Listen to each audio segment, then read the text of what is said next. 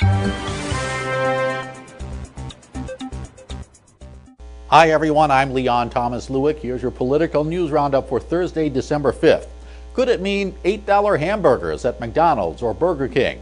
Workers at many of those and other fast food restaurants around the country walked off the job today. They went on strike to protest their low wages and to demand the federal minimum wage be hiked to $15 an hour from the current $7.25. These protests come 6 days after similar wage protest demonstrations on Black Friday by workers at about 1,500 Walmart stores.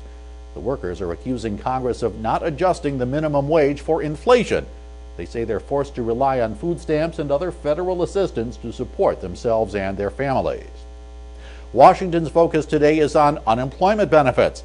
Democrats in Congress want to extend the additional jobless benefits that were put in place during the financial crisis of 2008, but Republicans are resisting any extension of the so-called Emergency Unemployment Compensation Program. Without an extension, about 1.3 million Americans will see their benefits end December 28th.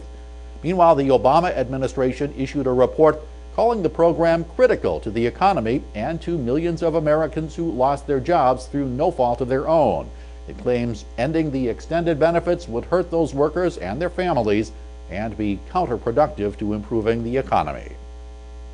Add another big tech company to the list of those stepping up efforts to prevent or at least make it more difficult for secret surveillance by the National Security Agency. Microsoft said today it would beef up the encryption of communications through its portals, increase legal protections for customer data, and make it more difficult for government spies to use so-called backdoors to get at private data. Microsoft's move follows similar steps announced by internet giants Google and Yahoo. And overseas, the government of China is saying no to banks dealing in the digital currency called Bitcoin.